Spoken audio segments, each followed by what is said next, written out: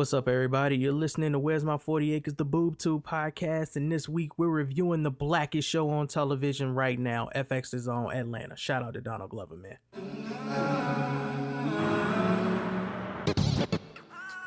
I mean, how would you know you were alive unless you knew you would die?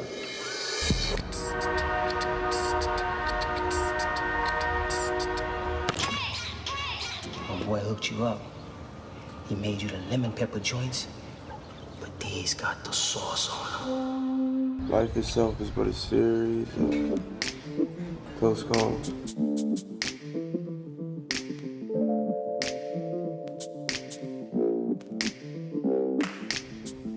Yo, what is up, everybody? You are listening to the Where's My 40 Acres podcast, and this is the Atlanta recap show, man. I had a pause moment there. I'm sorry. Brain fart. I was going to say this is, but then I was going to say this are, and that is not proper English. So I don't want anybody calling me out for that shit. But this is the Atlanta recap show. This is our spinoff podcast, the Boob 2 podcast. And this is the season finale. I'm disgusted. Oh, you disgusted that the show is not coming back for a while, or just? No, I'm that. Yes, like it just seems like it just started, and now we have to wait. I mean, okay, so like, because we do these recaps every week, and because I watch each episode multiple times and take notes, I'm not gonna say that I'm sad this season is over, because I kind of need a break from doing Atlanta reviews. Anytime we're doing extra podcast shows and they're episodic, it is more work for sure. You know, to make the cover images, to post it on the YouTube, to get the video created, to actually edit the podcast, to pull everybody together, get a date straight.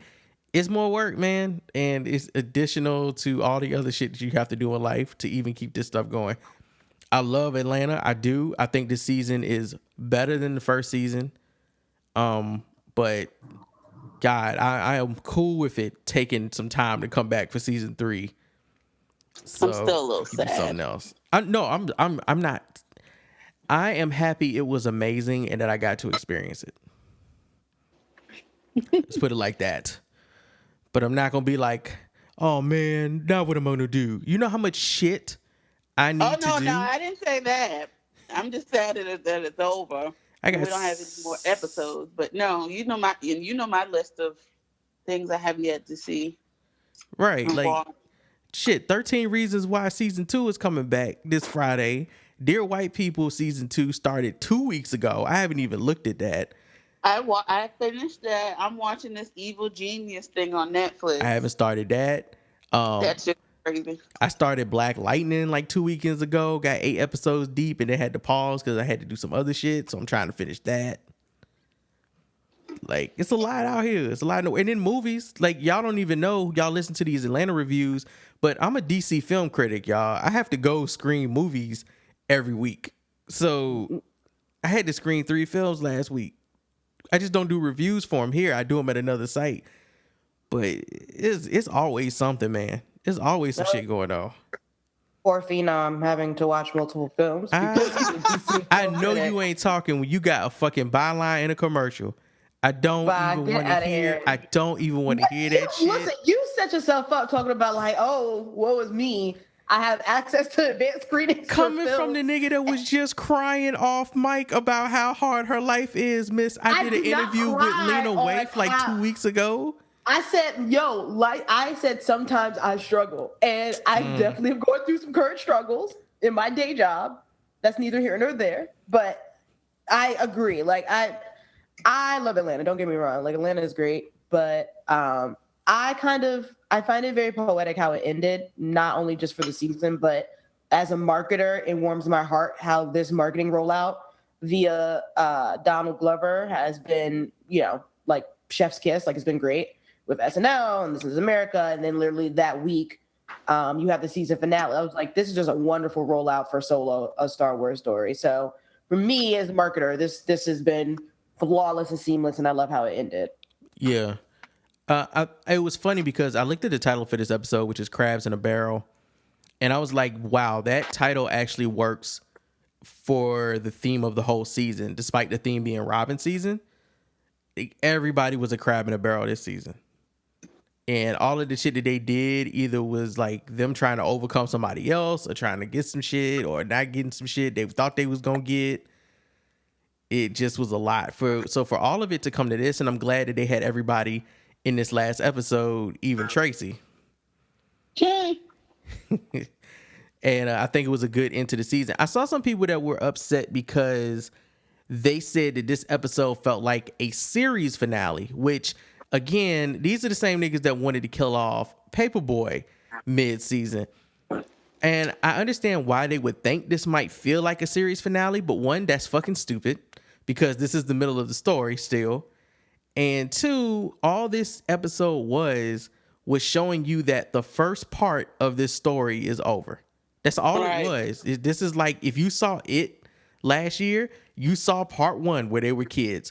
Part two is coming out this year, I believe. Like this was part one of the Atlanta story. Season 1 and season 2 were the full part one. That's why they did the whole scene at the end with them sitting on the couch, because this part of the story is over. This was the beginning, right? Now we're going to get into actually being an artist, actually being a legit manager, actually being traveling on tour. Yeah, like this is... And being on tour internationally too, so... Yeah, this is the we made it part of the story that will be going into season 3 and having to deal with the trials and tribulations of that.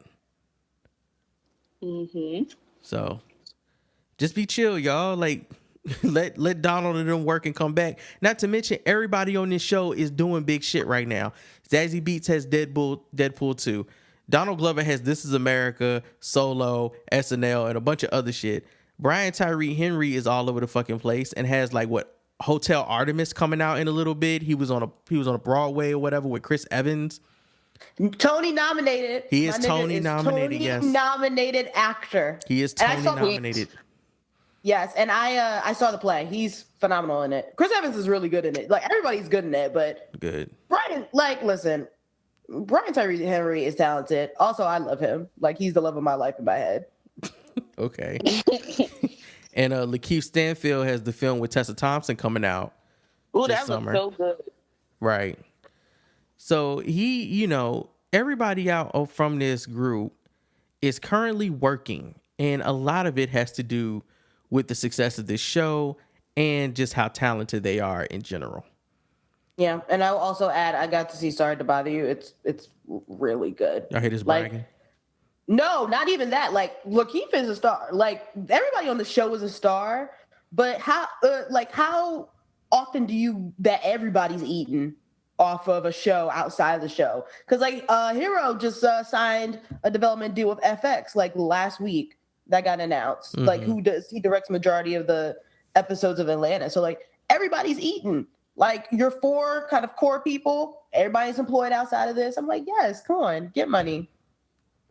Yeah, I'm all about it. I'm just happy that everybody is winning in some fashion so that we can keep this party going and y'all can chill out and y'all can let these people do great things in between season 2 and 3. Go back, watch season 2, find some things that you didn't notice before, and let's continue from there. So, episode 11, Crabs in a Barrel. We finally got to see Lottie. I'm glad we did get to see the baby. And she's grown so much. She's adorable. She's an adorable child. And Ern is in, I don't want to say Ern is in full struggle, but Ern is really like dealing with his emotions this episode. That chip on his shoulder has become a mountain of a boulder, and it is weighing all of his aspirations down. And I don't know if this man feels like he's drowning this episode and he's not going to make it, but I love how this episode opens up because, you know, black people, man, this shit had to open up with some church hymn humming. That lift lady. Oh my God, had me rolling. And then especially because she was just like, you know, I don't trust the GPS, then turn off the GPS. Like, why have it playing in the background, making me mad? Because you clearly are following it. And then on top of that, you got your church hymns on Spotify, whatever you got it on, making me mad even more. It's too funny. Temptation and sin, my closest friends. Just humming and singing the whole shit while ignoring that white lady talking about turn left in 500 feet. Turn left in 500 she was feet. so late. And even Lottie is like, why does she keep repeating the same thing? Because we not doing it. She's not turning left for whatever reason. She's Zoolander. She can't turn left. I don't know why, but she can't turn left. And even when Ern is like, I ain't never been to this place before. I don't know how to get there. So just follow the GPS. The black lady's like, I don't never listen to that thing. This thing is crazy. No, ma'am. GPS is get us where we need to go. Being an Uber driver who does not follow a GPS, that's crazy. That's absolutely nuts. It's probably why she was late. Yeah. But I do love that. I love that kind of symmetry versus season one, where the first time we really get to know Ern and see him as a dad is him on the bus with Lottie. Mm-hmm. So see, you're seeing like a smidgen of responsibility here. Like, oh, instead of me like taking a chance on the bus and being late to what I'm going to try to do, I'm going to splurge a little more and not cut corners, as Paperboy said in the last episode, and actually get to where I go on time. Mm-hmm. Right. So they're going to meet an entertainment lawyer named Christian. And my first issue with Christian is that his office overlooks a billboard of himself. Nigga, Yeah, that is a permanent 50-foot mirror. And already I'm like, but the only people seeing that is you, Christian. You just staring at yourself all day. That was kind of a red flag. Ern showing up with Lottie was already problematic to Paperboy. I love how he always rolls his eyes. It's quite hilarious. He does it with such conviction. That he has the best side eye on TV, if you ask me. Like, you just know, like, he just always looks like he is over it. And I kind of don't blame him in this regard. Like, even though I agree with you, I'm like, this lawyer definitely looked real sus and not like legitimate. But I would also be pissed too if you brought this child to a whole meeting where I'm trying to scope out a new lawyer. Right. It is what it is, man. This is typical Ern. What I did love, because they don't do anything by accident in these episodes, right? They just don't. I love that when the lawyer is giving them his credentials, like, oh, I was in D.C. I used to live on U Street, graduated from Howard, did this at a paralegal, yada, yada, moved to Atlanta, started my own business, brought a BMW last week. That was beautiful. Like, he's going through all the motions of his credentials, right? He's reading the back of his resume to them. And in the middle of him doing this, they cut to Lottie listening to na na na na na na na. Like, it sounds like wonk wonk wonk from the Charlie Brown, from the Peanut Show. Whereas they are completely talking over him because nobody's listening to what this nigga is saying. And I felt like that. I thought that shit was hilarious. Like, I busted out laughing. I was like, wow, that wasn't subtle at all. How they just made it seem like his words don't mean nothing. Nigga, ain't nobody listening to you. I also wonder what the painting on the wall was, but I'm not an artist person, so I don't know. I don't be going to galleries and stuff, so I have actually no idea what that's. If anybody knows what that painting was on this wall, please let me know. I'm sure it has importance. Was it a Basquiat? It might have been a Basquiat. Probably was a Basquiat. I don't know. Oh, yeah, I have no idea. Yeah. The only Basquiat I know is the skirt that Chrisette Michelle owns, so I can't provide you Goodbye. answer. Wow. Shade, nigga. So he tells him that he represents a rapper named AV who has a song called, I don't remember. It started with a P. Problem, something like that. I don't know.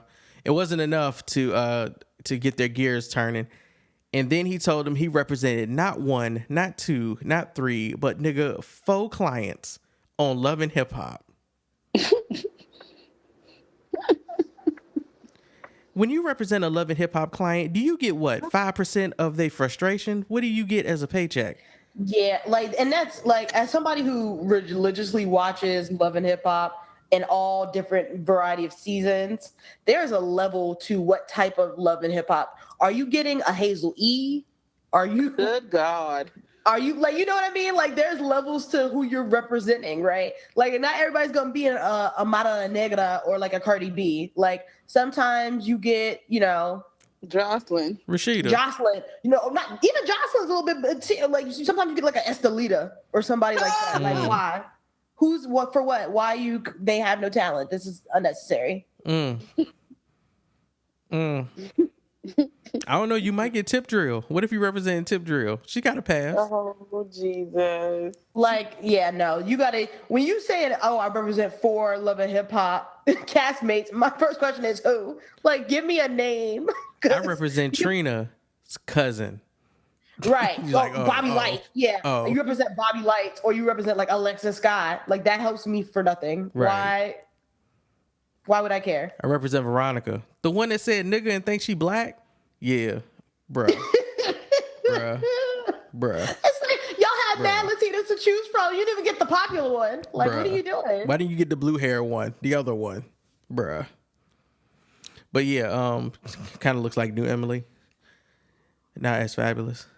But also, terrible. I'm sorry. And when he says this, that pretty much is it. That's the end of the conversation for Paperboy. And as he says this as well, again, this shit is not by accident. Lottie says, I hate lemons. And Ern's like, I know you don't like lemons, baby. And I feel like that was him calling the lawyer a lemon, something sour. Like this whole conversation is sour. I'm not feeling this shit. Isn't a lemon also another phrase for like a faulty car? Yes. Yes.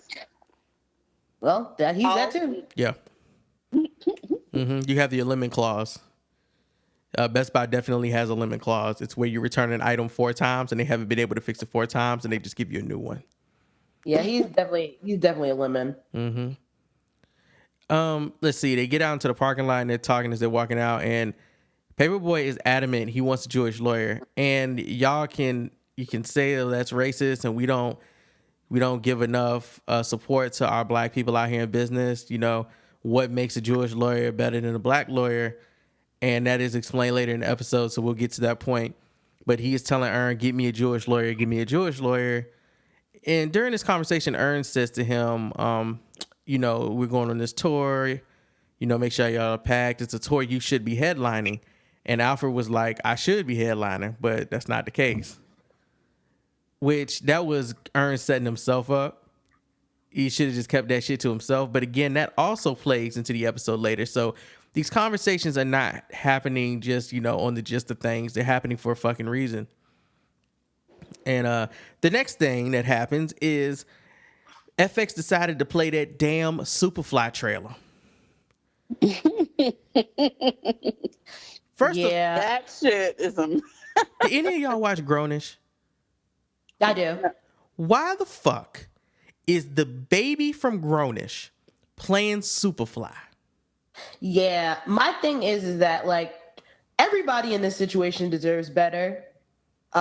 Trevor Jackson is higher up in my list. Isn't also Jason Mitchell who can actually act? Yes. Why are you here, sir? Like you deserve better. He can act. Like, bro, He's been overlooked by the Oscars twice. Twice he has been overlooked by the Oscars.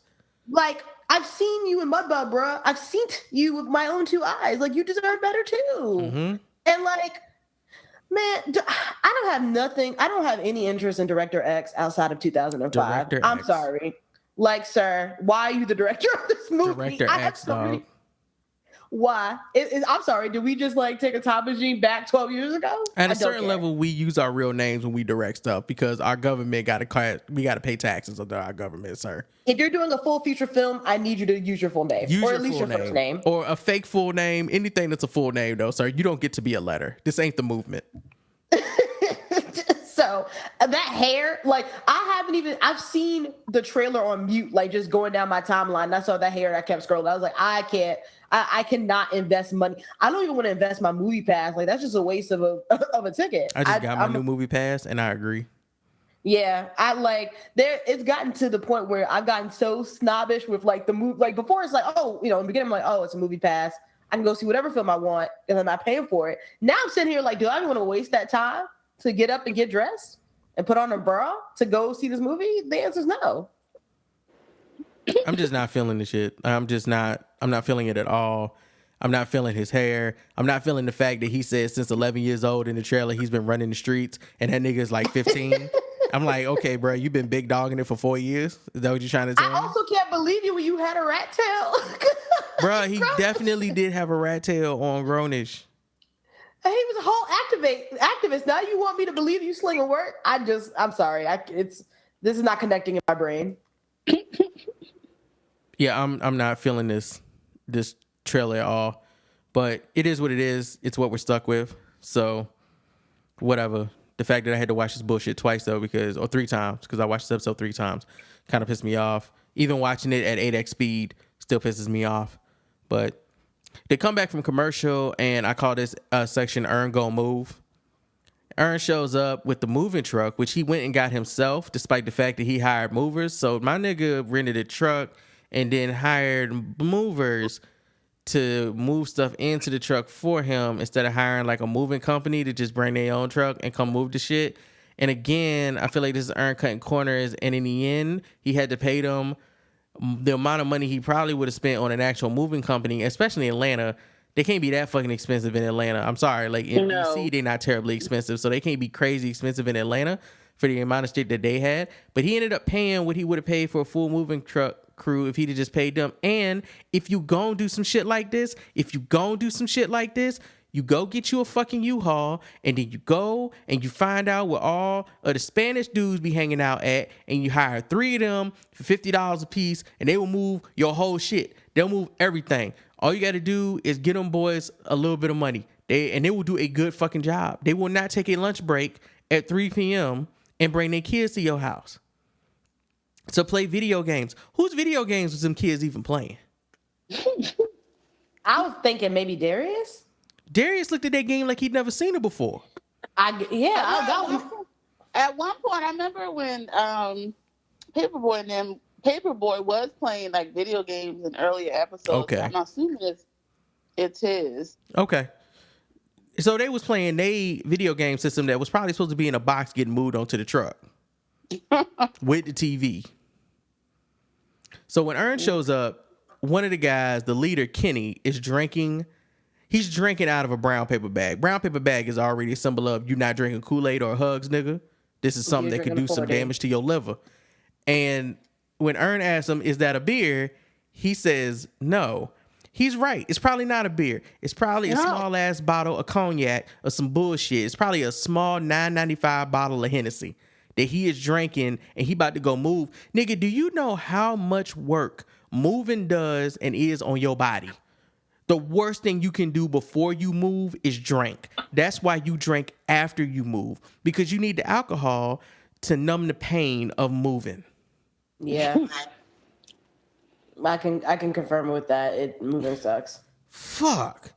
I tell a friend in a heartbeat, I'm not helping you move. I will give you $25 to go buy a truck, though. Here's my contribution. No, I've had to hire movers because I have a lot of shit, but also like I just refuse. I was like, I will move certain pieces to make the moving cheaper, and I've done it more than once, and every time my back hurts, and every time I'm like, this was stupid. Like, no, just if you just find friends that love you and will help you move. Find friends that love you and that will donate to you buying a moving truck, because I'm one of those friends that is not coming to help you lift a goddamn thing. Right, but I will. Hey, you need food afterwards and some alcohol. I got you. There you go. Or you do a GoFundMe. I might put a couple of dollars towards it. Just don't ask me to help. I'll kick in for your moving. I have bad knees. I can't. ComeMoveMe.com. I will kick in funds for that. But so he walks into the crib, and Alfred is sitting down and he's checking the boxes. Are y'all packed? And Alfred's like, yeah, nigga, we heard you before. And then Alfred says to him, I bet you think you slick. And Ern's like, what are you talking about? And he points to a box. Ern opens the box, and that fucking gun, that gold ugly ass gun from Uncle Willie is sitting on top of his clothes. And Alfred's like, you really trying to, put that shit in one of my boxes thinking it was going to get packed and put on the moving truck, nigga. Now, here's my thing. I get that it's bullshit that Ern was even trying to do this. But this leads to him ending up in a predicament later that he did never have to be in. Yeah. If Alfred would have just packed it, they closed that box up, and they moved it to wherever the spot is they move it to. Okay, that like you can deal with that when y'all get back in 2 months. Yeah. Also, did we ever hear where they're moving to? No, we did not. That's interesting. Okay. Mm-hmm. So I was wondering, why did they have to move? Like, I was wondering if they were moving because they're like, well, if we're going to be on tour, might as well just take advantage of that and then, like, move over to somewhere else, or, like, put our shit in storage while we're out overseas. That's what I was thinking. It could be a storage thing while they're overseas, because you can't leave your place for 2 months in wherever they probably live at without people breaking into and shit. Yeah. Which, with Tracy knowing where you live, yeah, that's probably... Yeah, Tracy can't be the nigga that you leave the house keys with. He can't house sit for me. No. No. Not when he's showing up with Chinese and chocolate. So, let's see. Darius, who I don't know if he's high or if he's getting lead poisoning from them fronts in his mouth this episode. This Negro said when Alfred told him to take the gun and do something with it, this nigga said, throw it in the ocean. And all I kept thinking was, nigga, y'all are in Atlanta. What fucking ocean are you talking about? I love Darius. I do too. Atlanta ain't got no beaches, nigga. What ocean are you talking about? We have none of that. We have Lake Lanier, and they are far away from Lake fucking Lanier to be throwing a damn gun in some water. That whole little mini scene between him saying throw it in the ocean and him playing chess with himself. On some Bobby Fischer. Like, this nigga think he fresh. 1 in a million. The fuck out of here, yo. This is the scene from the commercials where Ern says to Paperboy, I know you sell weed, so you don't care about time. And Paperboy says, true. But he's like, we got to get this thing together because we got to get on the plane. And if you pay attention to this scene, I feel like it's a test of Ern's capabilities from Paperboy's standpoint. Paperboy is purposefully being lackadaisical and not helpful at all in this situation. Like, Darius has an expired passport, and if you listen to the way Alfred talks to Ern, he says, yo, you need to help Darius. I'm like, but Darius could have drove himself down to the passport shit and got his shit renewed. He didn't need me there. I didn't even pay for it. So why am I going with Darius to make sure his shit's straight? But the fact of the matter is, when you're a manager, you are all the shit. They're all the responsibilities of the artist, and whoever he feels you should be responsible for is offset on you. So this is just part of the fucking job. Because artists can't manage themselves for reasons like this. They sell weed and they lazy and they kind of worthless at times. Well, he tells them that make sure they're packed for the plane and packed as far as the boxes to get on the moving truck. He has to go handle some business real quick. He bounces and he goes up to Lottie's school to meet with Vanessa. They meet to talk with his teacher. And first of all, what is up with black women humming in this episode and ignoring these characters? Because they're like, Vanessa's like, did we show up too early or did we not have an appointment today? And the teacher's like, oh no, honey. And she sits down with them. It's almost like fairy tale-ish. Yeah. I mean, what's funny is that, like, that's not the first time it's happened this season. Because even in The Woods, you had Alfred, like, sitting on his couch dreaming about his mom humming in the kitchen. Right. And then wasn't in the flashback episode Fubu? Wasn't the mother, like, humming or something like that? Like, talking to her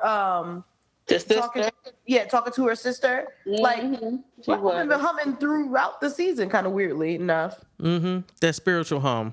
They about to give you some good news or some really bad news. That motherly hum. It's that black motherly hum about to change your shit up in a good or a bad way. The trajectory of your life is imbalanced. We about to balance it.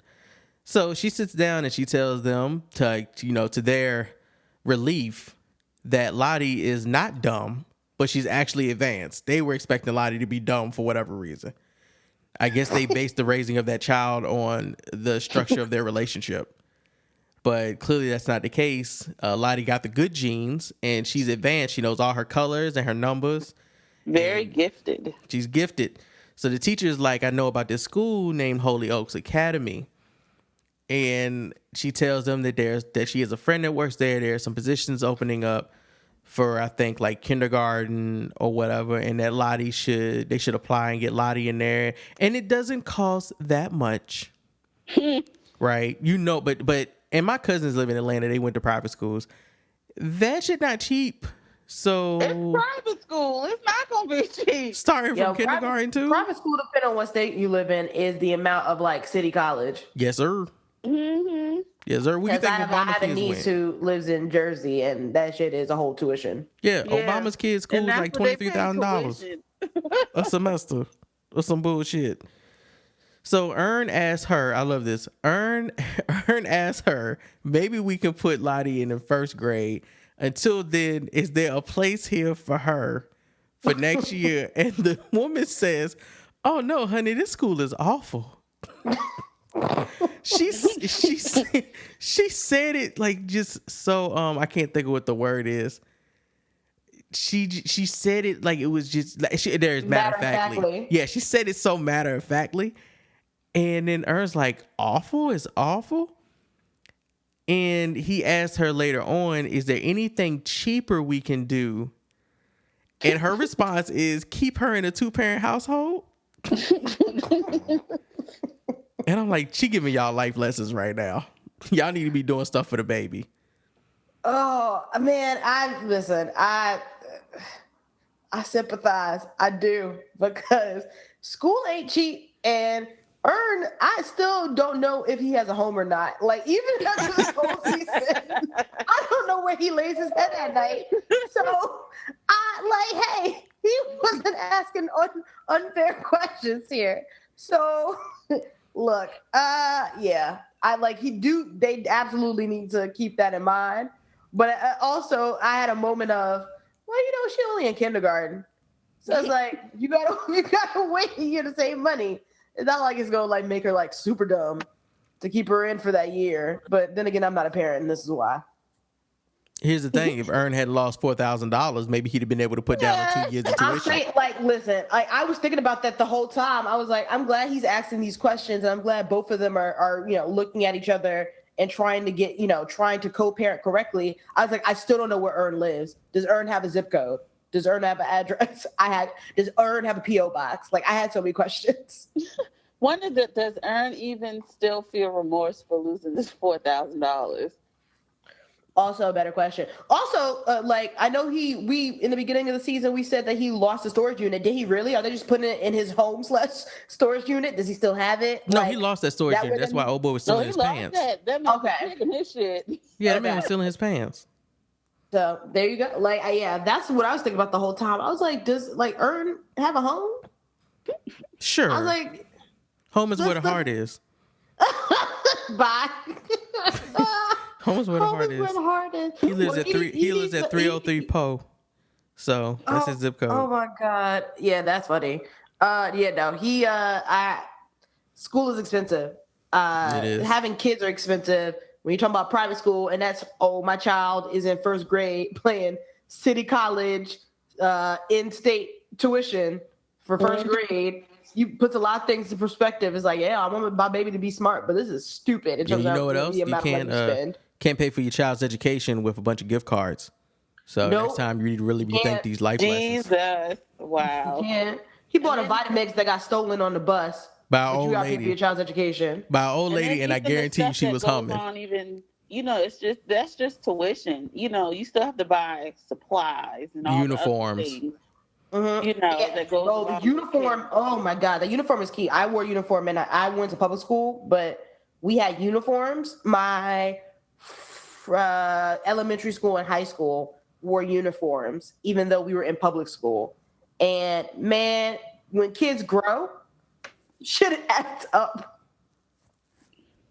She's a growing child too, so all her uniforms are gonna be old in 2 weeks.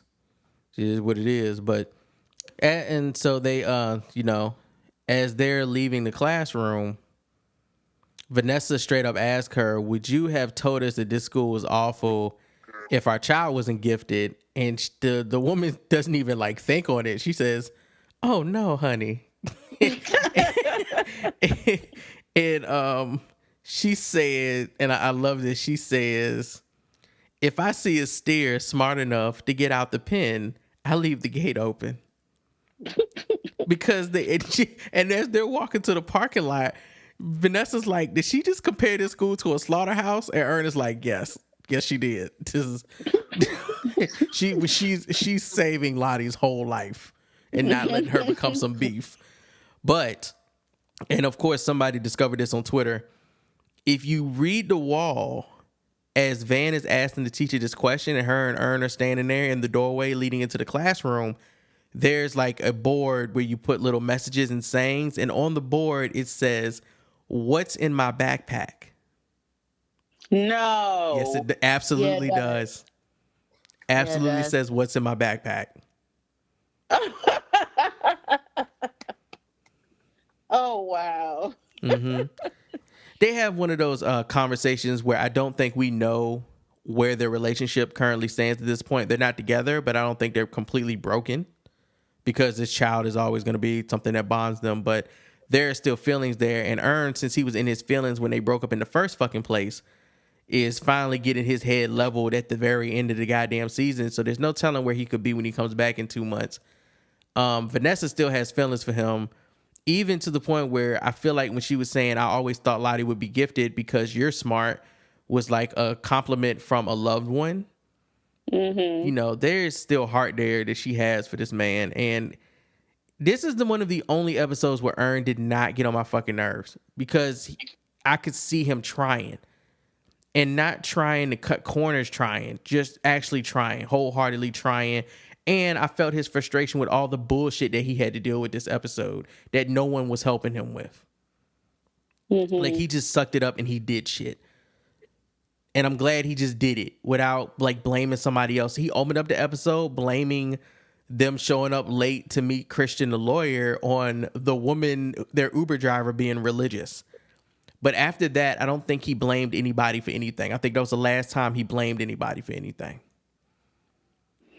Yeah, like even the Ern and Van, at this point, just like what you said, you know that they still have feelings for each other. Whether feelings correlate to maybe trying a relationship, we'll never know, or maybe that'll be a next season thing, or just it could just stay like that. We have feelings, but I know as far as for a relationship aspect, we're not good together in that, but we can still co-parent and be good parents to our child. But yeah, this was probably one of the very few scenes where, just like what you said, they're not tearing each other's head off. Ern's not being a dick. They're actually working together for, the common goal of we want better for our child. So it was actually nice to see. Gotcha. Yeah. So the next we come back from the commercial break, and Ern is pulling back up to the house. He pays the Uber driver, and he goes into the crib, and Kenny's kids are playing on the video game system, and Kenny and his homeboys needed to take a lunch break because Kenny, old bum ass, decided to buy liquor before showing up to move, but ain't buy himself no fucking food. Talking about something, "I ain't eat before I came here." But you damn sure hit the liquor store before you came out this bitch. And they're sitting in there eating what looks to be very undelicious fast food. Mm-hmm. And definitely wasn't no Mrs. Winners. It was some Mrs. Losers or some shit. And Ern is like, "Hey, bruh, I kind of need y'all to move these boxes. When we taking a break, these niggas is fucking around." And ain't nobody told these niggas to get up and continue moving the boxes. Not Alfred nor Darius have told these niggas that they needed to, like, they haven't helped him at all. They literally gonna let these niggas sit in the kitchen and eat lunch while Ern was gone. They was not gonna tell them to continue moving boxes. So Ern did what he had to do, and he paid them $50 more to get the fuck up now and move this shit. And they got the fuck up with the quickness because these niggas is clearly struggling for cash. And even Kenny even got his kids involved, told his kids to grab boxes. So they got 2 extra movers now to move boxes out to the truck for him. And Ern talks to Darius and about the expired fucking passport, and Darius says he knows a place where they can go and get it done. Don't worry about it. It'll be okay. Of course, it's Darius. Yeah, man. He's chill. Time is a concept, and so, is being on time for a plane ride. It's a concept. You're always on time if you're there on the plane before it takes off. Excuse me. Ern asked him where the keys are for his car, which lets me know that he had a car he could have drove himself. to go get his fucking passport renewed, but he didn't. He waited for Earn to come back and drive him there. So Earn gets the keys because, he asked him where the keys are, and Darius is like, I think I packed them in a box. And Earn is like, you gotta be fucking kidding me, right? And Darius looks around, digs around his pockets for a minute. And he's like, oh wait, no, never mind. I got them right here. They hop in the car and they head down to some area of town that Earn has never been to, where you can get passports. And this is like Hasidic Jew territory, I guess.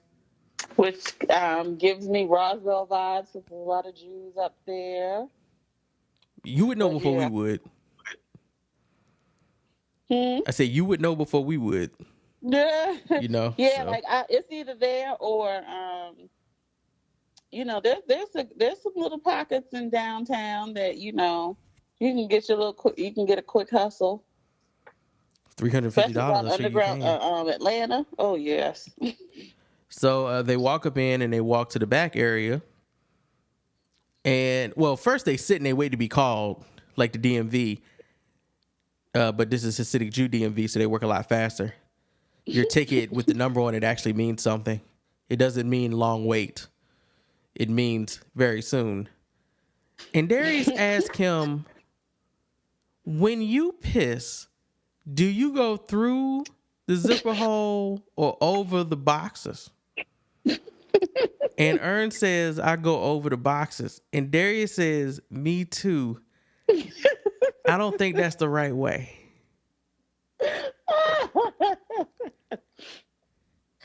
My favorite part is how he continues it on. I'm thinking like, oh, that's it. That's the end of it. But he was like, unless I'm in the tux. And it's like, when are you in a tux? What are you doing with your life?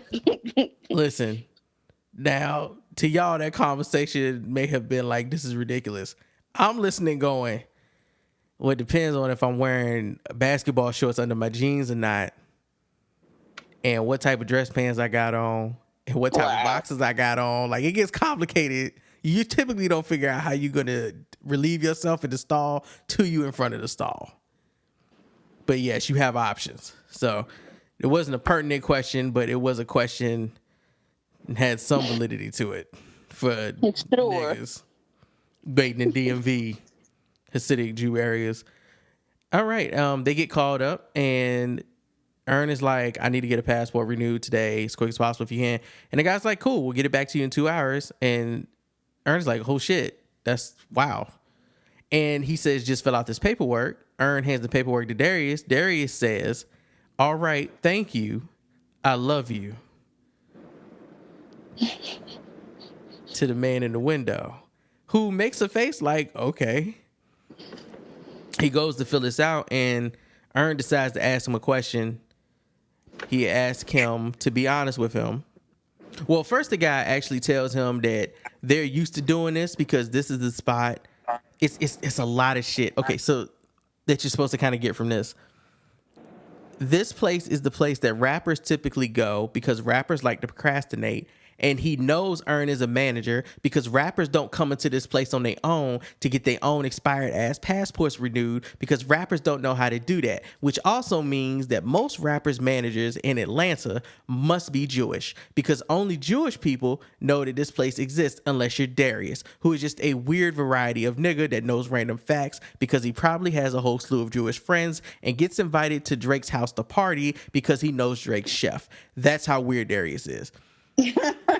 That sounds about right. Which I think, like, I know we're gonna like talk about his answer to Earn's question, but like, especially like, and you've experienced this, when you're working with a lot of publicists for Black talent, 9 times out of 10 they white. They are a white woman.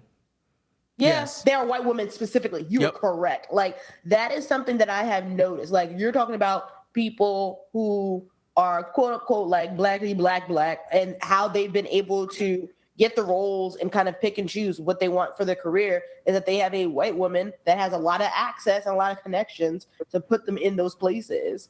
And so it's very interesting to see that kind of being relayed at this Hasidic Jew express passport place, which I don't know if that actually exists in real life. I'm not Jewish, so maybe I don't have access to it, and maybe it does in real life, but in general, like he was not far off. Like that is a thing where, of course, people who are managing like big successful Black celebrities, they're typically white.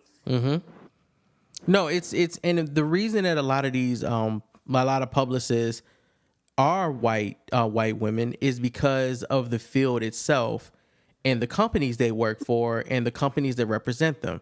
So one thing that you'll learn, that we learn as press people when we're trying to get access to these press events and to these interview rooms, we learn which companies do publicity for networks. And that's how these people end up getting these publicists. Some of them have their own personal publicist, which again tends to be a white woman who is experienced in the business. But a lot of them also, I'm not going to name any networks, but I've noticed that they work with specific publicist groups, and multiple shows or entities from that network are represented by publicists from one place. So it's interesting to kind of see. You can't just get out here and be like, I want to be a publicist. It'd be best for you to go intern somewhere that specifically does publicity. And the best way to find that out is to reach out to artists or to go on to press releases and look and see what the email ends of the publicist's names are. That's the companies they work for. Let's put it this way. Meeting a Black publicist is like finding a needle in the haystack. Like, that's not to say that they don't exist. They do. But I'm saying, like, in the circles that I run around and that you run around, I'm like, I have very rarely do I find. And when I find one, I'm like, oh, this is like gold. I can name them. I can tell you the names of the Black female publicists that I typically work with at cons because it's that few. Yeah. It's not good. And we build relationships with them. I've had with other people in that critic space of like, if the publicists don't look like us and the press line don't look like us, them odds don't look so great for us, man. Nope. Not at all. But I've worked for the Phenom method works 100% of the time. So done it a bunch of times. I believe in it. I believe in it. That's my endorsement. So he asked this young gentleman that works at this Jewish DMV. He asked him, do you think there's a Black lawyer who's as good as your cousin? And I guess he didn't whisper this shit whispery enough because everybody in the DMV heard it. And they're waiting to hear what the response is going to be because they know the response, the actual real answer is racist. But the guy says, of course there is. But the problem is they don't have the connections that Jewish lawyers have. And he's not lying. I mean, if you look at the whole music, clean. His answer was very clean. Yeah, if you look at he says it's all all due to. He says they don't have the connections that Jewish lawyers have. All due to systemic racism. Even when Earn walks up to him and he asks him, "Is he a manager for Paperboy?" He says, "Yo, I got this cousin who's a lawyer. Like he's primo. You might want to hit him up." And he's like, "Well, is your cousin good?" Well, he says, "Yeah." He works for his dad, who's been in the business for years, which means he has established connections. But beyond that point, you have to look at why it would even make sense that Jewish lawyers would have such connections, given that the whole record label industry is ran by Jewish people. Yeah. So that makes sense, doesn't it? They keep that money in the community. Yeah. They get the talent from our community. They keep the management money and lawyer money in their community, and the business, the actual, Universal Music Group or whatever in their community as well. So there's a reason that Jadakiss could not say Jews on that song back in the 90s. It wasn't his call. It was a person writing his checks. But he tells Darius that he needs to pay, and Darius asks this fool, does he take rush cards? Yo, took me out. I was like, not rush cards. He says, yes, we do. And they're like, cool. Because to get your passport renewed in 2 hours, same day, is $350. Yeah. I mean, to be fair, though, like, it's not too far from the price of just renewing it regularly. Like a renewal for your passport is about $110. I was about to, that's very far off, ma'am. 350 and 110 is very far off. I'm just saying, like it's not like it's not like, yo, this is $1,000 versus 100. Like it's within somewhat of the family. There is definitely a difference. Don't get me wrong, but like, man, like for the service and him doing it at the last minute, like it's money that like most people can't part with. Or it makes for like let's look at what you just said. The fact that he's doing it last minute. All that says to me is that the DMV and the mail the mail office or whatever is completely full of shit. The fact that I have to wait so long for them to put my picture in a little book and give me the book back is bullshit. 1,000% agree with you, but I do think it's this broader conversation of how this is really like another secret mythical place that's very Atlanta, like to the show, but also might actually exist, and we just don't have the juice to know about it. Yeah, no, we don't. We don't have the juice, and also the United States Postal Service is trash. I would agree with that. Yeah, okay. Absolutely. So it's both. It's both. Yeah, definitely true. But when he said 2 hours, I literally said it as if I was there. I was like, 2 hours? Really? You could do that? Yeah. I was like, yo, that's wild. Also, shout out to Darius with the Benny Hope shirt. I peeped that. I did not see that. He has a Benny Hope shirt on. He did have. I read it. I forgot that I read it on Twitter. I didn't actually look. So now I got to go back and watch it again to see the shirt. Yeah, no, I kind of rewind it. I see like the H and the O and the Y at the end. And I see like a black dude on it. I was like, oh, that says Benny Hope. It does say Benny Hope. Gotcha. Okay, so at this point, Earn gets a text message, and he pulls up his phone, and the camera zooms in on his home screen. And this isn't an accident. This again is something that's done on purpose. His home screen is a picture, is a family picture of Alfred's mother, his mother, and Uncle Willie all together in one picture. And the text message that he gets is from Van, and it says she's thinking about moving back home to her parents' house, and she's gonna take Lottie with her. So also when I forgot I named this a section of my shit, God Flabbit, systematic racism or systematic reasons. Because the Jewish guy tells him that the reason Jewish people have better connections in the law entertainment industry is because of systematic reasons, systematic racism. He just used the wrong R there. And I put God Flabbit because Darius says God Flabbit when he thinks that he packed his keys in one of the boxes that could possibly now have been loaded onto the truck. Because God Flabbit, why not? Let's see. So he has one of these sentimental moments where he's kind of like, okay, now he's all up in his feelings really deep. And he's scared to ask Al, so he goes ahead and he asks Darius, is Al going to fire me? And Darius says, I don't know, maybe. And they get into this, he kind of goes on this whole, goes to this diatribe about the fact that his life is falling apart, and he knows that Darius is kind of balanced and stuff, and he sees kind of more of the positive, the greener grass side of life, but he doesn't know what to do. And basically Darius tells him, Darius tells him everything is moving fast for Alfred right now, and despite whatever Earn may be feeling, he knows that Alfred is going to always take care and look out for family, whether Earn is his manager or not. And he's like, that includes you. And Earn is like, I'm not looking for a handout. I got mouths to feed too. And Darius is like, I'm understanding. And Earn is very confident. He's like, I'm getting better at this shit. And Darius says, you are. I agree. You're learning. And he says, learning requires failure. And then he says, you black, Alfred's black. And Alfred is looking out for him because he can't afford for you to be failing for him. He can't afford to have you fail in his life. You fail in your own life is one thing. You fail in his life is a completely different thing. This is a business. Y'all both black. Y'all both can't afford to fail. And that's the truth. Mm-hmm. That's just the fucking truth. this world is not fair. And as two black men trying to make it in the music industry, surrounded by all these white people, trying to constantly take and take and take what they can get and get and get, they can't afford to fail. Even little things are big trip ups for black people. So Wise Darius. you said what?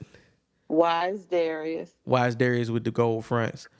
And he also tells Ern that if he is gonna fire him, he'll fire him in Europe because he'll want to give Ern a chance to see the world. Okay. And then they end this one with the couch scene. They're all, it's 420 clearly. And they're smoking out, and Darius tries to cheer Ern up by trying to get him to smoke using the Tickle Me Elmo Blunt voice. Ern asked Al if they could talk, and Al's like, when we land. They ain't even got to the damn airport yet. Come back to commercial. We come back. They are basically hightailing it through the fucking airport. And this is another callback to season 1 to show you how far they've come. We just had the couch scene, and now we have a scene of them walking past the same job that Ern was doing a year and some change ago. And now he's in a different position in the same airport. Now he is catching a flight somewhere. And he ignores those guys because that job is trash. And now one of those kids was an old black woman. If y'all remember the old black woman who was talking shit to them while she was making them sales. And also doing lewd body gestures while she was making them sales. She was an asshole. She was hilarious. But that was also another full circle moment. Season 1, episode 1, we start with him working in there, miserable, not knowing what he's doing, being terrible at his job, to now him breezing back past them because he's off to go to Europe to be the manager of Paperboy. Yeah. Yep. They get there, and Darius is like, see, we cool, Ern. You thought we weren't going to make it. Ern's, we were right on time. Ern's like, actually, no, we're not. We're kind of late. If you didn't notice, the woman who was printing our tickets out said 5 times, y'all not going to make it. So while printing our tickets out, we need to hurry up. And as they are, Clark County and his manager, Luke, are just now showing up. And Luke is like mad confident. He's like, yo, the plane ain't leaving without Clark County, which is bullshit. That plane will absolutely leave without that little black nigga. But it's fine. If you pay attention, though, and again, this is where watching this show requires that you have the caption on if you want to catch it all. When they pull up to Clark County, Luke and Alfred exchange words. And Luke says to Alfred, you check that lawyer I told you about. And Alfred was like, yeah, man, he perfect. He was perfect. So Ern is already too late with finding a Jewish lawyer. Luke has already done that for him, for Alfred. He already found a Jewish lawyer for him. Alfred did it himself. It's not a good look when you're trying to be somebody manager and they do your job for you themselves. So it's not looking good. It's looking like he's definitely going to get fired when they land at this point. And so they go ahead and they put their stuff onto the belts to go through the checkpoint TSA. Darius, before Darius Leo's opt out, if you look when they're all walking towards the checkpoint, there's a guy in a gray hoodie about to go through the checkpoint. And on the back of his hoodie, it says, do the wise thing. No, see, I missed that too. Yep. I saw it the 3rd time. I was like, damn, that nigga hoodie say do the wise thing. That's wild. So they go ahead and they start loading their stuff on, and Ern is kind of, this could not get any worse. And I remember the first time I watched this episode, I fucking screamed on Twitter, this nigga better not have that gun in that fucking bag. Yeah, no. As soon as he put that, I'm not gonna lie. As soon as he put that gun in the book bag in the beginning of the episode, I was like, that nigga's gonna leave it. He gonna forget to take it out because I thought that too. Because they show in the trailer that they're in the airport. I was like, this nigga's gonna forget this gun and he's going to have it at the airport and he's going to fuck it up for everybody. That's what I was thinking. The same thing. I was like, oh, here we go. All I kept Fucking thinking shit was, up man, again. you better leave that shit on the floor. You better just leave that shit on the floor and walk. They might have you on camera, but they might not see the camera until after y'all flight take off. Like, I don't know, bruh, at this point. But he did something smarter than I thought, which is also fucked up. He takes the gun. So Darius, first off, Darius yells opt out. And Darius says, you got to yell opt out so they don't make you go through the x-ray machine. He says, that's why they put security. He said, that's why security stays so close to the food. They don't want you to smell your brain frying in this thing. Darius is out there this episode. He is legit getting mouth lead poisoning. I believe it. Them fronts is causing him some problems. He might be able to, but dropping just all the knowledge in the process. You got to pick which knowledge to process, though. Okay. It's not all good knowledge. Yeah, he did. But yeah, I mean, it's Darius. You're going to get weird, but then you're going to get some jewels. That's why you love him. Mm-hmm. So Alfred goes to the checkpoint, and this is the lineup. This is how the line on the conveyor belt works for them going through the TSA checkpoint. The next person that's supposed to go through after Alfred is Ern. After him, it should be Clark. After Clark, it should be Luke. Okay. When Ern figures out that the gun is in his bag, I love that they cut the sound out of the episode, and it all sounds like background noise to him realizing how much he just fucked up. Because I think this nigga and Paperboy might both still be on probation. Yeah, it still is. Because remember, he even made that comment earlier with the gun. Oh, yeah. So he has a gun in a fucking airport at TSA checkpoint.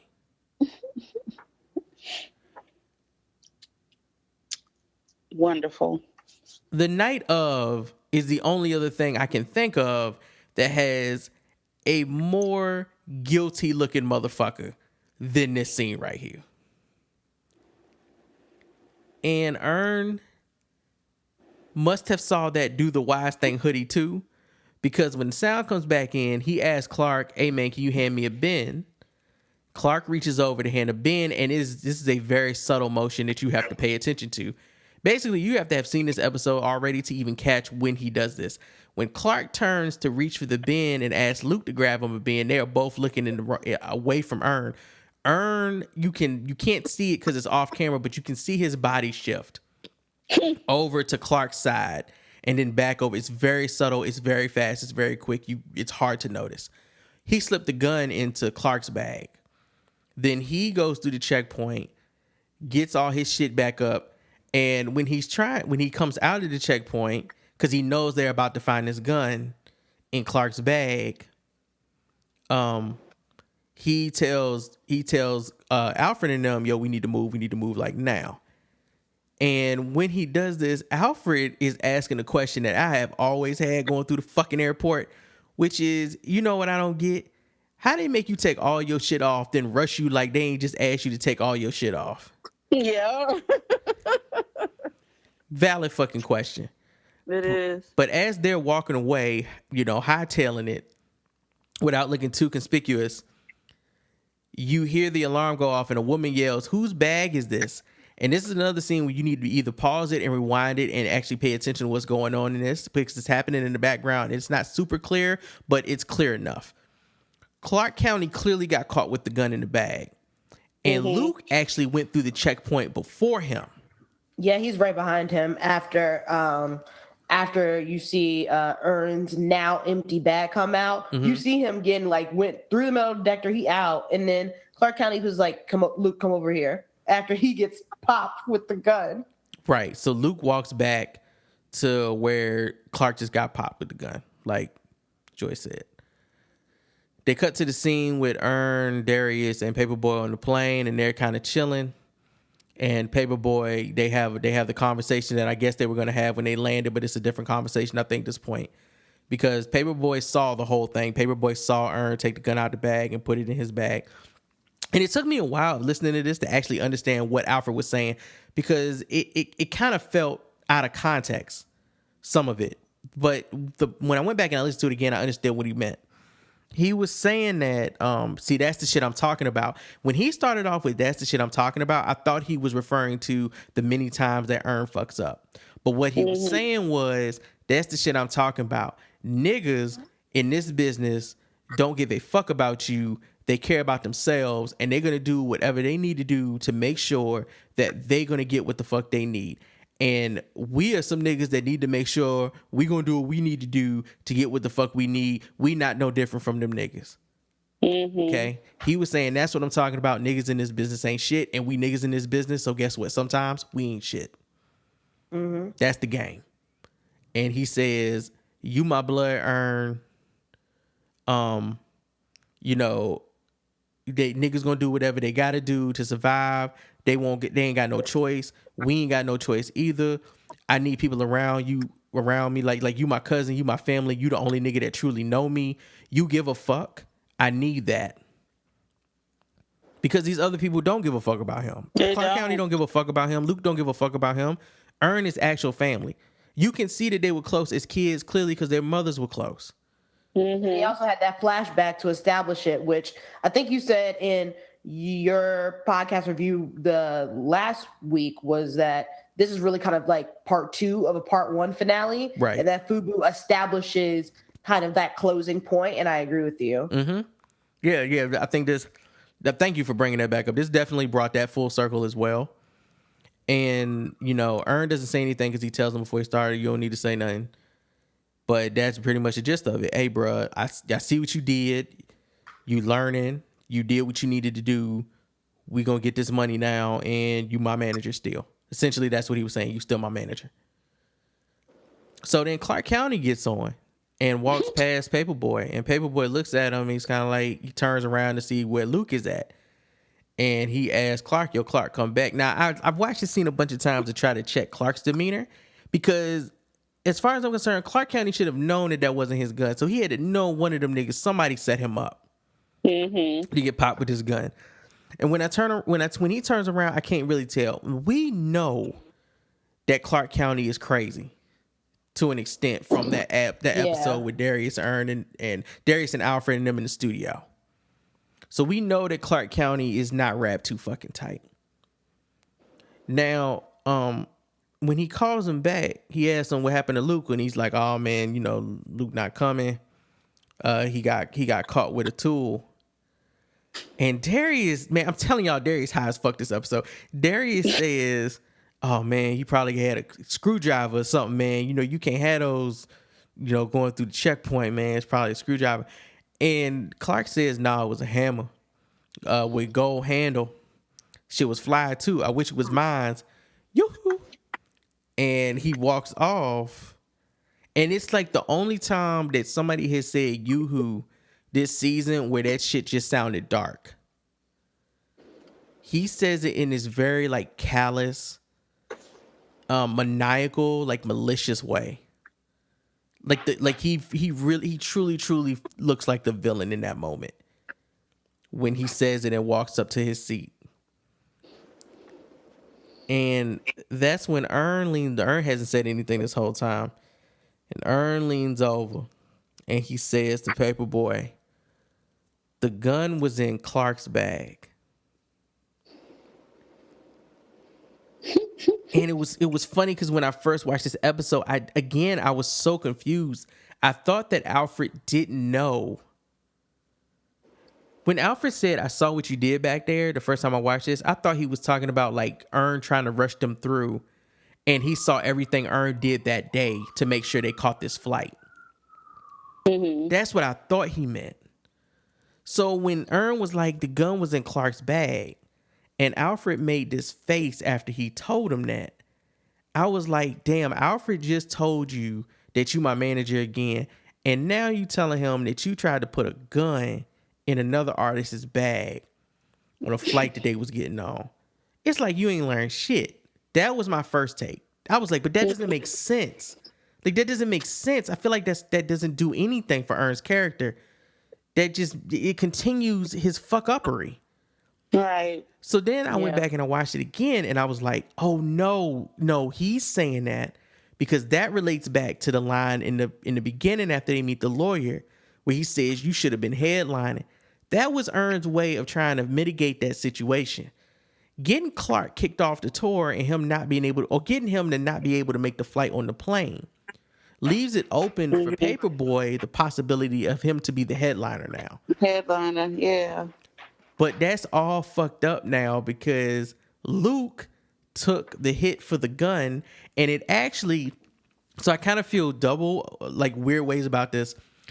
Luke had to take the hit for this because we all know a white boy getting popped for having a gun at TSA getting treated a whole lot better with more understanding than some rapper with a gun at TSA. Especially a black one, like rapper or otherwise, like whoever. Black man. They black. And so the fact that like realistically Luke gonna probably be like, Luke will be fine. He'll be okay. Yeah, he would absolutely. He'll be there tomorrow. Yep. He'll be there tomorrow. He'll meet them in Paris like in a week. He'll be there. And I thought it was funny because it was like, I wonder if it took it a testament to like, is this, would Earn have done the same thing for Paperboy? And all I kept thinking, I'm thinking like, I hope not, because he would go to prison.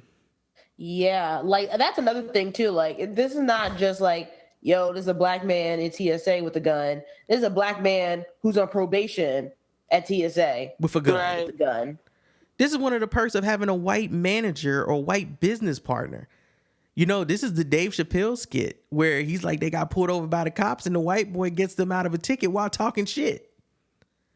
It's shit that white people can do that black people can't do. It's a gray area that white people can function within that black people just cannot break through.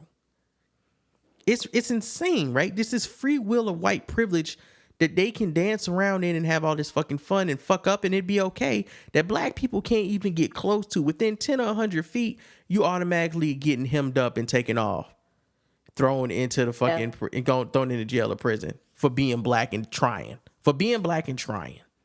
Yeah. But I think also Paperboy in a way knows that because like, as much as he wanted a Jewish lawyer, Paperboy don't like white people. And he's made that very clear. He is not a fan of white folks in general. So the fact that he's even giving Earn that space to grow and figure his shit out, because to be truthful, like he has gotten a little bit closer to Luke throughout the season, like having side conversations with my man, like getting to know him and whatnot, you know, him establishing a lawyer for him. But the fact that he's still like, well, you my family though, so I think that's cool. Yep. I need people who give a fuck. That's what he's saying. So yeah, that's it. That we cut back to the house. They showing the couch and they showing the spot that we'll probably never see again because they're moving on. This was one part of their life and they're moving on to a new part, hopefully a better part. And we get to see Tracy, which I'm going to speak on that real quick after I describe the scene. Tracy is banging on the door, asking for Paperboy to let him in because he says, I got Chinese food with a side of chocolate. That's because he got Chinese food and a young thing on his arm. And his home is Paperboy's home. He gonna fuck on the futon, I guess. I don't know. He gonna eat Chinese with him and fuck on the futon because that's where he was sleeping at. But he can't get in, and the niggas done moved and ain't told this nigga Tracy they was moving. And that speaks to something that I said after watching this episode that calls back to episode 9. When they got into the fight. Right. Mm-hmm. That fight didn't have to happen. And that was all on Earn dealing with the fact that he might be cut as Paperboy's manager and tired of niggas finessing on him and feeling like he needed to prove himself by trying to fight a nigga he had no fucking business fighting, that Paperboy tried adamantly to talk him out of fucking fighting because he knew it was going to happen. I'm tired of your shit. You know, and he got his ass whooped. He gets his ass hopefully whooped. Yes. But I say that because Alfred cutting Earn there was a point in there where he says, yo, we gotta let Tracy go. And Alfred laughs. And he's like, no, nigga, I'm talking about you. You the problem, not Tracy. The reason that Tracy is not the fucking problem is because Alfred never put any stock in Tracy. Right. He's always going to be the same type of person. Tracy will be here when we get back. Tracy will go off to prison when he do some stupid shit later. But Tracy is not my fucking cousin. Tracy mama was not raising me along with you and my mama. Tracy not family. Tracy don't have the same clout on this crew that you do. Okay? So while you was so busy looking at Tracy from the beginning of this season, moving in and taking your spot, you should have been more focused on what you were doing to grow your position, to grow our business, to grow me as an artist. I should be headlining. But you was too busy focusing on a bunch of bullshit that wasn't important. Literally, Tracy. Tracy is not important. Yeah, and that, I mean, I think you said it best. Like, that title of the last episode being Crabs in a Barrel really describes the whole season, because that was absolutely earned being a crab in a barrel. He's like, well, if I'm not growing and if I'm not developing, none of you niggas can. And so he gonna try to buck up against Tracy when Tracy is, to your point, is just gonna be Tracy's annoying. Tracy just likes to rile up people, but Tracy is stagnant. So why are you focusing on him and adding him to the list of myriad of character flaws that you already have? And focusing on him don't help. So do something else. He focusing on him doesn't help, and he absolutely was not the problem. He just was not the problem, because there was nothing that he had any control of. There was no responsibility he was over. Like, he was not the fucking problem, man. He was just here. That's what it was. Because even that episode in the beginning, like, they did not invite him. He invited himself, and they just didn't say no to him. Right. But he was never in the original invite. He didn't, like, right. They didn't tell this nigga they was moving. That's how much Alfred actually cares about Tracy. He did not tell this man he was moving. I'm assuming Tracy didn't have no stuff in that house. Why would he? He don't have no job. Yeah, he only got one do-rag, and I don't remember any of his outfits. The waves is tight, I feel like they're the same. Them waves is tight though, right? He got them waves. Oh, good God. Got them waves though. Got them waves. Yeah. Tracy the same person, gonna be just like what you said, stagnant. He gonna be the same person, tomorrow, a week, 3-5 years from now. And you can always know that, nothing's gonna change. So keep him at a distance. Yeah. So that's all I got. Those are all my notes. I think an hour and 16 minutes episode for this recap is significant enough for a finale. But if there's anything y'all want to add, please go ahead. I'm just looking forward to seeing what they do with season 3. And I kind of like them taking their time with this. Because it took us like 2 years for us to get to season 2. Yeah, I don't mind that cadence as long as you don't do longer than 2 years. I'm fine, but like realistically, like I just had this thought on every major cast member in Atlanta has a movie coming out this summer. Yep. And so they are moving on with their lives and being absolute Black rock stars in their respective interests of what they want to do outside of Atlanta, which is all good and great. And like they absolutely deserve it because they're all very talented. I still want more Atlanta though. But if those experiences gives us better episodes and better performances, and these performances are already phenomenal as it is, then I don't mind taking the journey with them. Mm-hmm. Yeah, I mean, for me, I'm just glad Atlanta's season is not running concurrently with Insecure season, because I don't know if I can handle this much blackness. Yeah, I was thinking about that too. It's about that time for Insecure where my millennial ratchetness comes into play. I need it. It. So so first I'm going to say that speaking of Insecure, we are actually now, I'm going to be uploading our season 2 reviews of Insecure to get everybody prepared, to get y'all prepared listening for season 3 whenever it drops. It's currently in production. So it should be dropping later this year, probably fall, around HBO fall releases, which will be fine by me. But I'm going to go ahead. We didn't do reviews for season 1, but we did do episodic reviews for season 2. So I'll be posting those. And because I have just two women on the show, I don't want to spend like a whole bunch of time on this, maybe like a couple of more minutes, and then we'll wrap it up. How do y'all feel about Van's character this season? And I say that at this point, Oh boy. at this point, I want to hear an interview with Zazie Beetz about how she felt about the writing of her character this season. But I've been a nigga talking about this. I'm not a black woman, and I got two black women here, so I gotta ask. And whoever wants to go first can go first. How do y'all feel about the writing and the portrayal of black women this season and Van's character this season?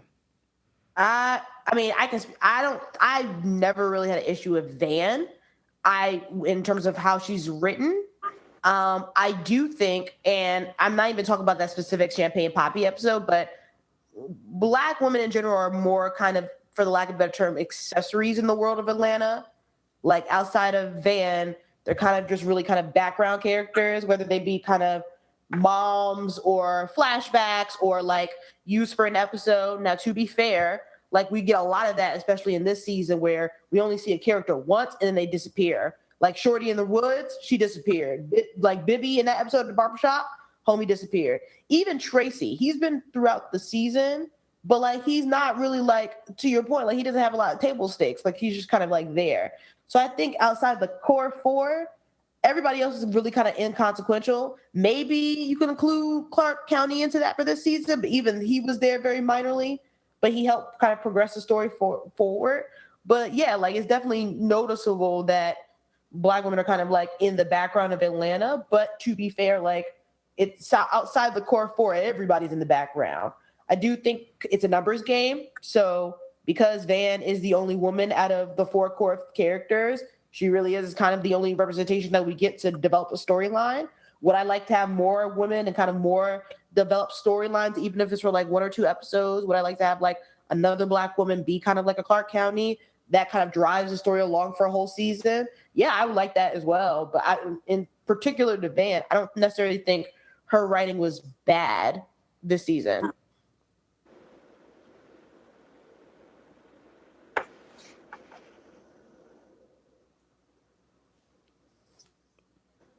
Did you there? Yeah, no, my phone froze up for a little bit. I mean, personally, I agree with Joy says too. I also think that even though we didn't get, I guess, quote unquote, a whole lot of scenes with Van, I think the scenes that we did see with Van were very strong. I think, especially, when we got to see her in her element, that episode when they did go to Helen and her actually standing up for herself and, putting her in this place about what she will not tolerate, regardless if it takes that long up to that particular moment, the fact that she did it and she did it with conviction and she was just, strong and she was just fed up and she knows she deserves better. I think that was a good thing. I think that was a good portrayal. The season, just like what you said, that it focused on these core people and all the other, episodes that maybe had other, black girls and black situations, they kind of were on the back burner. And it's not to even say that, maybe next season we get to see more Van, we get to see more, of her storyline, more of her background. Maybe we might have, other things where there might be a love interest for somebody else. Those things can happen. But I just think this season wasn't as crazy as what a lot of people, blew it up to be. The whole, like, they portraying black women in a negative light. And I even saw it got stretched along the lines to the point of Donald Glover doesn't like black women. I didn't feel like that at all with this season. No, continue what you're saying, D. I'm sorry. No. Go ahead. Which here's my that was another thing. So like in that, we're all talking about the Champagne Poppy episode, right? Like, right. Did I like that scene? No, I was not a big fan of that scene. I think I've been very clear. I did not like that scene at all. Here's where please correct me if I'm wrong. I have not personally seen anything from Donald Glover or his discography as Childish Gambino and as a big Gambino fan that has said that he dislikes Black women. I have been on this podcast before and have mentioned that he's fetishized Asian women, but you know, 1 + 1 = bananas. Like, that's not the same. Like, it's wrong. You should definitely not fetishize Asian women and non-Black women of color. Like, that's not okay. But I have not heard him say anything explicitly or via music that he specifically hates Black women. Right. Now, correct me if I'm wrong. Like, if y'all come with some stuff that like pulling up, then I will eat my words. I have no problem doing that. But to me, like, the whole he can't do his art or that he can't make a show like this because he hates Black women, I haven't seen that. Now, if you want to talk about fetishizing and like some of his past work, we can open up that for discussion, which I know that's not what you're saying, D, but that I've seen that a lot kind of come up as a result of that specific scene in Champagne Poppy. And I was like, okay, cool. Like, I wasn't a fan of that scene too. I have been very vocal about that, but I don't think that those necessarily add up in the same exact way. I will also say, like, I think what I liked more about season 1 Van than season 2 Van is I kind of like when Van gets weird with the rest of everybody else. Like, I loved her playing like like fake Breaking Bad. That was just so oddball, and I loved that. I like when she gets to play weird with the boys. You know what I mean? That's what I like more about season 1 Van than season 2, where season 2 was a lot of it was weirdness around her, but it was mostly tied into her relationship with Earn. And I want to see her just be weird on herself, like doing her own shit outside of Earn, which I feel like she did more of in value in season 1 for episode 5. That's like my only thing that I was like, I would like see more of it. But I don't think that the work that they gave her like this season was bad per se. The only other thing I would say is like, I wish she has better friends. Like, outside of Shorty that was hanging out with Darius at the party because she had too many edibles, like, everybody else is trash. Mm-hmm. Yeah, I mean, I have not seen Donald Glover say anything negative towards Black women. I think it was just that whole episode, and you know how people kind of stretch things out. But he didn't write the episode. Like, if he wrote the episode, I would be like, yo, let's have a conversation about it. But he didn't write the episode. Mm-hmm.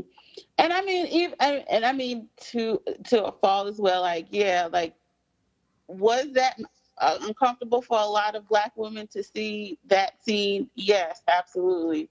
But to act as, you know, as if it, and also does that not happen? I mean, you know, those things actually happen. And I think that's the reason why I like Atlanta, is the fact of, regardless if it makes you uncomfortable or it makes you seem like, oh, well, you know, this is quote unquote showing somebody in negative light. But these are real life situations that happen. Like, these are real life conversations that happen. You know, I've seen conversations like what happened in Champagne Poppy. You know, I've seen that in multitude of things. So, you know, I don't see it as, you know, oh, the whole entire season, Black women are just this angry, scorned person. And, you know, that's all that they're good for, is just to be angry and, you know, saying that, oh, how the Black man doesn't do anything for them. Like, I never felt like that at all, you know. But like I said, you know how the internet does, it just stretches things out. And then even what you said about Van, you know, I think the good thing about season 2 that they focused on that relationship is the fact of, we knew that relationship was something that did not need to happen. Agreed. And the fact that she could, you know, voice enough to know that I'm better than this, then hopefully, you know, that could be a lead into season 3 where you do see more of her, you know, maybe even going out, you know, maybe finding another relationship, maybe even just finding something that, you know, that, like you said, that is her, because she doesn't have like that whole, you know, stigma or that whole hold of, oh, you know, but it's Earn's coming, you know, like that type of thing. So hopefully we do see her more in a stronger light. But I mean, even if we don't, I mean, that happens too. Like, you know, I know, you know, us Black women are so great and we're so strong and we deal with a whole lot of stuff. But there are some times where we do have weaknesses. We do, you know, we are vulnerable and we go through things. But that's the beauty of everything. You have to go through shit to, to be a better person, to be a stronger person, to be a smarter person. So, I don't think that's bad to show those type of things. Yeah, no, I don't disagree with you at all. Like I think what if I had to like come up with like what I'd love to see in season 3, I'd love to see a flashback of Earn in Princeton. Yes. I'd love to see I would love to see another solo Darius episode, and I'd love to see a couple of Van solo episodes where we see post this relationship, like if she does move in with her mom with Lonnie, like what is the day-to-day life for Van? We also don't know whether or not she still has a job. Like, did she get a new job? Like, what's happening? What has happened between her losing her job as a teacher and now? Because somebody's paying for that apartment. Yeah. So who is it? Is it a combo of her and Earn, or like what's going on with that? And if so, like, what is it like moving back as an adult? In your early 20s, late 20s, early 30s, moving back as an adult, especially in Atlanta with the kid, and you trying to figure it out. I would love to see that. I also would love to see kind of more scenes with her and her daughter, just like being a young mom. And what is that? Oh yeah, that would be good. Yeah, like I think you have a lot, like I feel like people make it seem like Van is one-dimensional. I feel like there's a lot of stuff that they can tap into with Van. Like Van is a young mother who is, whose baby daddy is Earn, who is a fuck up. Like that is, it's a lot. It's a lot to deal with. And she really is the smartest person out of the core 4. Like she is definitely smarter than Earn to me in terms of her decision making. Like she's made a couple of mistakes, but for the most part, she's definitely more even keeled and more level headed and more responsible out of all the 4 people. Right. Yeah. There's so much you could do with Van. Like, what are her passions? Like, what does she see herself? Because clearly it wasn't teaching. I think that was just the job, just to have a job. But maybe that's something that we could see. Season 3. Something that maybe a hobby or a passion that she's trying to pursue with being a single mother. It's like what you said too, where she moves back home, does that help or hurt her? Even the friend situation. Like, I mean, at one point I had trash ass friends too that, but that as you grow and as you learn, yourself and what what your values and stuff and what you will and will not deal with, you let go a lot of that stuff, and friends are included. You start dropping them folks like flies, and then you start understanding, like, these friends right here that have been for me, that, help me be a better person, these who I need to be with. So, it's a lot, like you said, that Van storyline can go. And I would definitely still love what the fuck happened to Earn, at Princeton, because I think the even the FUBU episode was a good indication of, just how Earn, when he was younger, mindset wise, and it's still the same, just unsure, somewhat not fitting in and trying to fit in. And then you got, your cool cousin that, always knows what to say and is quote unquote respected, by everybody. So, it'd be interesting to see if that insecurity, which we're probably sure did, followed him from school to Princeton, and what happened for him just to be like, I can't deal with it. Yeah. I also like just putting it out there. Hey, if y'all need someone to be a consultant on that episode of Earn, I didn't go to Princeton, but I went to Penn. I can definitely tell you some stories. And if you need a real life experience of being a Black kid at a really white ass school, I got you. So just find me. One other thing I also thought, even with the 2 seasons, like I do love the Darius, and I love that we finally got 1 episode, and I'm like, I would want more Darius. I'm curious to see how Darius reacts with somebody that he is like interested in. I would, at a romantic level. Yeah. That would be. What about the girl, the one friend that I was like, yo, she's not trash? Shorty who took the edible? I would love to see how y'all have established something there. They were talking to each other. He kept her safe. When she disappeared, I was terrified. And when I found her with Darius, I was like, oh my God, okay, she's safe. She's good. Darius is a safe place. Yeah. I would love that. I would love that. I would definitely love that. I would either that girl or you know what would also be cool too, just like random. I would love to see like Darius be interested in somebody who's not a woman. Like what if he definitely is one of those dudes that would just come out and be like, yeah, I have a boyfriend, and people would be like, what? Right. They would be like, what the fuck? Too much of a shock. It would not be a shock. Like it's so within Darius that he'd be like, yeah, I've been dating somebody for like a couple of years now, and everybody's like, when have you been stopped for what? Like that would be, I would also very much enjoy that. Yeah, that would be good. We need to pitch that one. That would be really, really good. I would love that. I would love that. That honestly would just make me smile from ear to ear because there's a certain amount of sincerity and like gentleness that like Keith Stanfield like puts in his character of Darius that he would pull it off without it being like fake or like right or awkward. No, I definitely agree with that. I just regardless if it's man or woman, whoever, I just want to see his interactions of being infatuated, like, you know, because the falling in love, like that whole relationship, like, is he as weird as he is normally, you know? So what would you want for Paperboy then? Because I feel like we covered a lot of ground with Paperboy. The Woods episode really hit me in the chest because again, that's, you know, Brian Tyree and Henry being his usual phenomenal ass self in his acting. But like, what else? Like, what more can we do with Paperboy where you're like seeing him get stretched? Like, does he hit another level where it's like, yo, I went global now. Like, it's time for me to buckle down and get serious. I also like to see him in a like trying to pursue somebody and try to be in a steady relationship with someone. He gets so frustrated so fast. So it'd be definitely somebody that had to be as headstrong.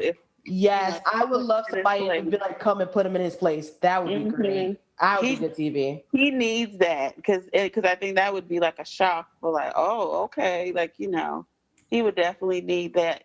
I know he was after the Woods episode. I know he was trying to be more, I guess, fan friendly. You know, not automatically brushing folks off like how he normally was, and trying to be, I guess, a little bit more quote unquote open. So I think that would be good. And that could be also in play with if he sees somebody that he does like and you know, want to pursue, trying to be, I guess, a little bit more open, you know, because he's so rough and he's so, you know, I guess just that the whole Paperboy persona, you know, he has to be that way. But, you know, just to see a little bit more of more open, more, not, I wouldn't say sincere, but not sensitive. Well, I guess maybe sensitive, you know, Paperboy. More compassionate, I think. Yeah, that's the best word, compassionate. Yeah. So that would be good. All right. All right. That was a smooth 2 minutes of 10 minutes, and that's fine. All right, y'all. We're out. Sorry, guys. No, that's fine. I'll let y'all go for a reason. I'm sure, like, rarely do we get to have two women just conversing about this show on this podcast, and it was a good way to end the season because y'all brought up some valid questions. So I hope everybody enjoyed the show. I hope y'all enjoyed the season. I definitely recommend you now go back and binge watch this 11-episode movie of a season, Robin season. Atlanta, FX, shout out to everybody involved with this, the writers, the directors, the producers. And I hope to see all of them doing some great things other than Atlanta before the new season comes back. But if not just Atlanta, that's fine too. But podcast out. We'll holler at y'all. Where's my 40 acres? And for people who don't know, we are a podcast with an RSS feed. We've been doing this for podcasting thing for like 8 years. So us just putting these on YouTube is new. Y'all can definitely go find our other 900 and something episodes of podcasting at our feed, which is available at where'smy40acres.com, or you could just go ahead and put it into your favorite podcast app, where'smy40acres.com/feed/podcast. That's where you can find everything. I gotta do it every time, but legitimately the best Atlanta review podcast I listen to. And again, I'm not guessing. I listen to you guys' episodes, every episode, at least 2 or 3 times. I always miss something every time I listen to it. If I only listen to it once, it's my favorite podcast to listen to go listen to Atlanta reviews. Outside of me just like being a guest twice this season, I was listening to it religiously for season 1 when they put it back up on the feed to prepare for season 2. Wow. All right. Yeah. Well, that's praise from a famous person. So y'all make sure to take Joy out. Me be. I'm not even joking. Like legitimately, I love the podcast. Like the level of detail that you guys go. I'm saying we, like I'm on the team. Y'all go into is really impressive, and I think that it's the level of care and compassion and enthusiasm that you guys have for a show that you don't get for a lot of podcasts in general, but specifically for a show that doesn't have that many episodes. Y'all really go in deep and like actually write notes and research it, and it's appreciated. I like how she's trying to act like she's not part of the team now. No, I was gonna say, what's she talking about? Listen, I was really trying to be like humble and like also not trying to take credit for work that I have not done. I just pop up. I just show up when I get invited. This nigga family trying to act like she ain't part of the team though. I don't appreciate this. Oh, thank you. Yeah, no, I already. Shanna's mad at me because she gonna directly tweet at me and being like, I see Joy already told them they're gonna be on this finale. I said, you're goddamn right. You can't be slow. You gotta put that stake in early. Tell them where they can find you at, Joy, if they don't know already. If they ain't seen your face on a billboard, tell them where they can find you at. Bye. You can find me on Twitter at JumpForJoy, JumpedForJoi. I live a simple and normal life. Forget what D and Brandon has said. I really just be out here. She knows it's a lie. No, I'm laughing because I've been getting ragged on all this whole podcast episode, and I'm just really trying to be out here just living.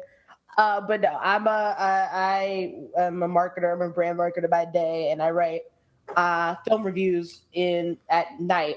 So when I have a byline that comes up, you'll see me tweet about it. But mostly it's just me shooting the shit, tweeting about random stuff on Twitter, and mostly about film and TV. So yes. All right. Where's My 40 Acres Podcast? Atlanta on FX season 2. This is wrapped. We'll see y'all next time for season 3. But before then, hopefully, we'll see y'all for season 3 of Insecure. We'll be right back at it, releasing shows weekly for that as well. But until then, we out. Peace.